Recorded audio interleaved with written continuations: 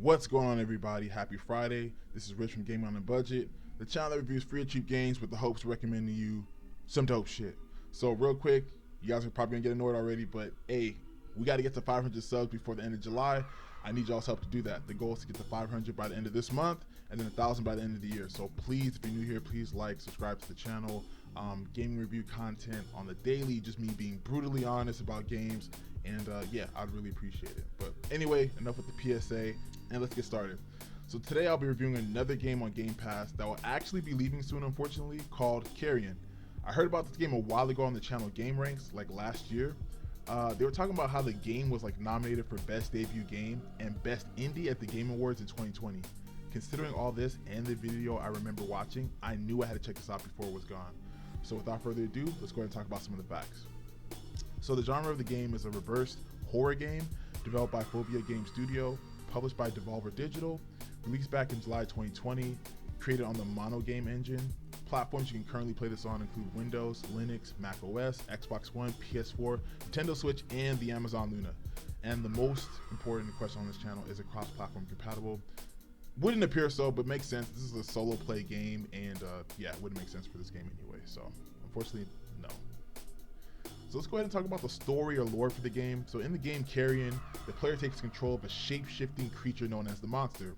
You don't know how this thing came about, but all you do know is that it's been captured and it just broke out of this facility belonging to Realith Science. Your main objective is to get out, of course, but you have a bunch of humans and obstacles in your way. So what would a mutated bowl of jello do in this situation? Well, eat and destroy anything that's in its path, of course. In Carrion, the monster has to fight its way through the facility in order to escape while the player discovers new secrets about what really happened. So I've been playing this game a lot, and I'm actually really close to beating it, but I just wanted to give you my 2 cents as of right now. So without further ado, let's go ahead and get into it. So the first point is the visuals. So you can tell by the look and feel of this game that it went for an older style, something that would be reminiscent of like an OG console like Nintendo or even a Sega, or even like an arcade system. The 2D style of the game reminded me a lot of Metroid as well. Visually, the aesthetic for the game is actually pretty dope. I love the fact that it's a horror game, so they make a big play on dark areas. And even though there's mad color, the undertones and shading choice really does boost that horror effect. I also love how smooth and swift everything regarding the monster is. I think games based off older graphics, sometimes you anticipate unsmooth movement and just overall clunkiness, but Carrion does a really great job of not being part of that label. The monster itself looks pretty terrifying, I can't even lie, and the way that it just slithers around and the fact that it can change forms is also a cool visual effect. Overall, the visuals in this game, pretty good. So let's go ahead and talk about the mechanics. So I found the mechanics of this game to be very interesting. So let's start off with movement. Playing as a monster, you primarily move through crawling and slithering around. You can scale walls, go through vents, and all other things that scary monsters are supposed to do. The game kind of plays like a side scroller, but in the facility there are many doors and entrances you can travel to. It's not super linear where you just go one way. There are some parts of the facility where you may need to double back or go somewhere else. So there's like entrances above you, below you, and it's very non-linear, which is really cool and I really appreciate it. So let's go ahead and talk about the attacks. So obviously it's a trap monster in a facility full of people that capture you. Along with getting out, revenge is on your mind. Throughout the game, you come across humans that the monster can eat and kill. You can even pick up things like doors or crates and throw them at the humans. The monster basically has these tentacles that can grab people or things. You can literally like reel people in and eat them, or grab them and throw them around. Now you might feel like you are OP as a monster, but let me tell you, the humans got some fight too.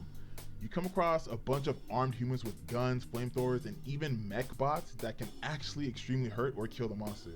So you have to plan your attacks strategically. So let's go ahead and talk about abilities. So as the monsters go through the facility eating people, it grows. There are 3 main forms to the monster. I just categorize them as small, medium, and large. As the monster grows, it gains new abilities. So for instance, when the monster's in a smaller form, it has this kind of webbing attack that it can use to latch onto people and also use to hit levers in hard to reach places. When the monster's in its big form, it actually has this charge attack that it can use to break down obstacles. As you play the game, you find biohazard containers that were actually separated parts of the monster. So in a sense, you gain your abilities back. So some of these abilities include going invis, to get through lasers and stuff like that, or even to sneak around people. When you get further along, you can even take control of living or dead people the monster has dealt with, which is pretty dope if you ask me. So there's a bunch of other abilities like being able to use echolocation, for a bunch of shit, like finding out where you may need to go to distract enemies, or even find out where dead bodies are to control later or eat to get bigger. So one last thing about the mechanics that I really appreciate about Carrion is the gameplay. Yes, it's fun to be a monster and fuck shit up, but the developers really made this game challenging and not at all mindless. In the game, you have to unlock new areas in the facility to move on and progress.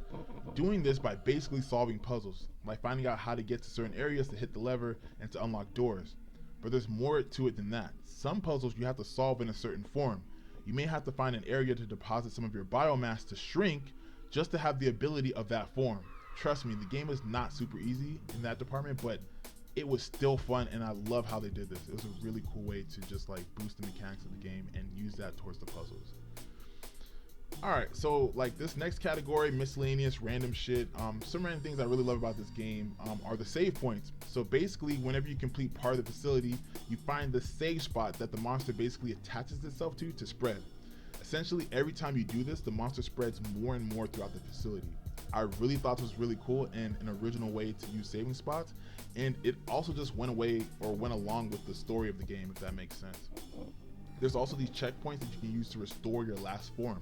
So for instance, if you were shot or damaged, you actually will lose part of the monster. So if you were big and got harmed, you'll shrink down to medium. If you're medium and got harmed, you'll shrink down to small. And if you're small and get harmed, you'll die.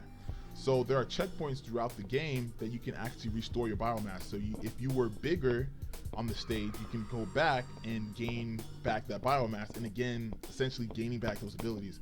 I really loved how they did this. I mean, this is a really cool way for users to kind of like experience the game, and it's forgiving as well, right? Like you're able to get your powers back if you get killed, and you're not punished at all. So this is really cool. I really love this about this game.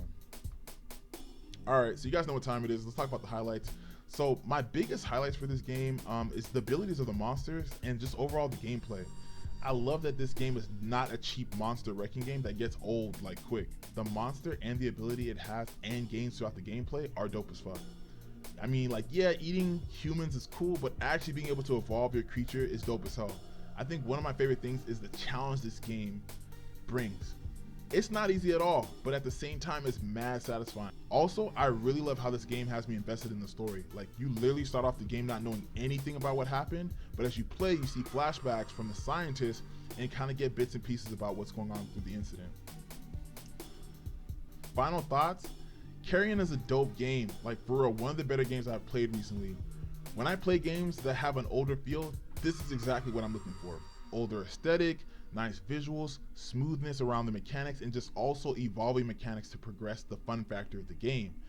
I mean, like, I recently reviewed TMNT Shredder's Revenge, and this was like the complete opposite. I mean, TMNT was very straightforward, no type of boost in the mechanics, not a really fun game after, at least for me, 20 minutes. But this game I played for hours and hours, and it was a really dope game, really dope game.